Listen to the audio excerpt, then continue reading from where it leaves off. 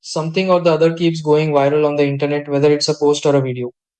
In today's video, we're discussing whether legendary singer Robert Plant secretly helped Texas flood victims. A viral claim says it was a private mission with no media or cameras. One widely shared image shows Robert Plant sitting near a boat labeled Texas Float Relief, holding a food box with an emotional expression. But is this photo real or fake? The truth is, this image is completely fake. It was created using AI. In reality, Robert Plant did not participate in such relief efforts, at least not in the way this image suggests. This viral photo is digitally fabricated and not real at all.